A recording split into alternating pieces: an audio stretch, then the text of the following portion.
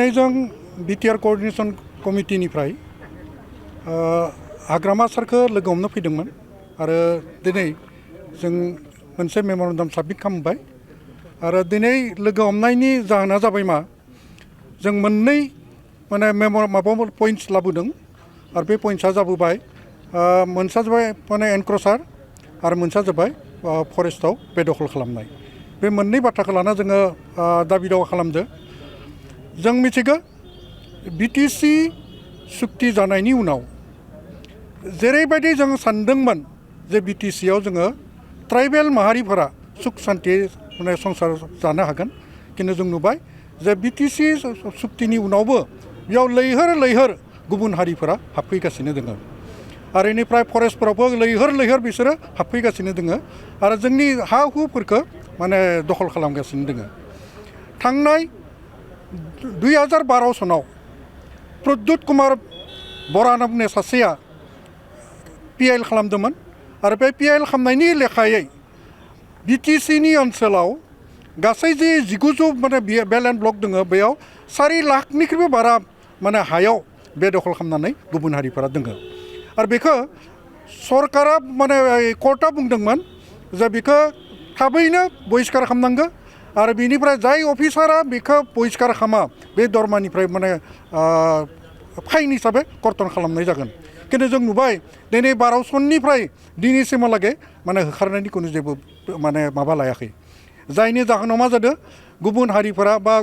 गुबुन रायजोनिफ्राय फैनाय लैहोर मानसिफोरा बिटिसिआव हा दखल खालामगासिनो दङ आरो जोंनि ट्राइबेल माहारिखौ गाग्लोबनायनि मोनसे आबहावा खालामदों दा जों नुयो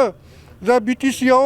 जायफोर बर' दङ बर'फोरा जुदि बहाबा हा दखल खालामोबा बेखौसो होखारनाय जायो किन्तु गुबुनखौ जों होखारनाय नुवा बेनि जाहोनाव मा जादों गुबुन हारिफोरा बेयाव गोजाननिफ्राय फैनाय बे गुबुन हारिफोरा जोंखौनो बर'फोरखौनो होखारनो बुनो बेबायदि सुथा लानाय जों नुनो मोन्दों किन्तु बेखौ बिटिसि सरकारा एक्सन लानांगौ आरो बेफोरखौ होबथानांगौ एनक्रचार जेब्ला जागासिनो दङ फरेस्टल लेन्डआव आरो जेब्ला सरकारि हायाव बेखौ थाबैनो बेबस्था लानांगौ आरो बे बेबस्थाखौ जुदि लानो हायाबा तिताले बिटिसिआ जोबस्रांगोन जों मिथिगौ जे बिटिसिखौ मोननो थाखाय बर'फोरा बेसेबां दावहा नांनो गोनां जादों बेसेबां जिउ खोमानो गोनां जादों बेनि उनाव जुदि बे मोननायनि उनाव जों जुदि बे मोन्थायखौ जुदि जों मोना बेफोर हा हुखौ जुदि गुबुननो जों होना लायो तिताले जोंहा बे बिटिसि खुंनायनि बा बिटिसि सुक्ति खालामनायनि मा ओंथि थागोन दा दिनै जों जुदि नायो बर'फोरानो बेयाव होखारजानो गोनां जादों बर'फोरखौनो होसो बुनाय जादों बर'फोरनि सिगाङाव हाथियार लानानै बर'फोरखौ होसोयो किन्तु जों जेबो खालामनो हाया बेनिखायनो बिटिसि सरकारखौ जों आर'ज खालामो बिटिसि सरकारा बिनि सायाव एक्सन लानांगौ आरो बर'फोरखौ बा ट्राइबेलफोरखौ माहारिखौ रैखा खालामनो थाखाय नाजानांगौ जुदि 4 लाख बिगा हाखौ जुदि रैखा खालामनो हाया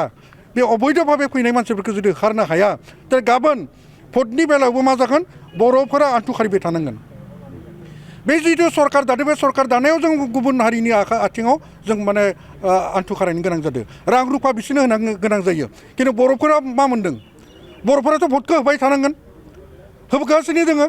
दा बेनिखायनो बे सिन्था सरसाखौ खालामनांगौ आरो भटाधिकार जेब्ला मोनदों दा बिहारनिफ्राय फैनाय झारखन्डनिफ्राय फैनायफ्रा साननैसो थाबानो भटाधिकार मोनो किन्तु बे भटाधिकारखौ मानो कर्तन खालामनो हायाखै कारण बिसोरा मोननै भट दङ ओजाबो दङ बेयावबो दङ बे भटफोरखौ कर्तन खालामनांगौ आरो कर्तन खालामनो हायोबासो बिटिसिआव बर'फोरा मोजाङै इलेक्सन गेलेनो हागोन मोजां बिबान जों मोननो हागोन नङाब्ला जों बिसोरनो थाखा रां रुफा होनानैनो बिसोरखौ सन्तुष्ट खालामनानै भट मोननो थाखाय जुजिनायावनो बर'फोरा डेभेलपमेन्टनि जि लामा बे लामाखौ जों खोमसियाव नुनो मोनगोन बेनिखायनो जों आर'ज गाबदों फरेस्टआव थानाय जेब्ला बाहेरनि मानसि एनक्रचार बिसोरखौ रुदनांगौ आरो सरकारि हाफोराव जेसेबां 4 लाख हानि बारायाव जेब्ला बेदखल खालामना दङ बेखौबो हुरुदनांगौ बेखौ जोङो बिटिआर कोअर्डिनेशन ट्राइबेल संघनिफ्राय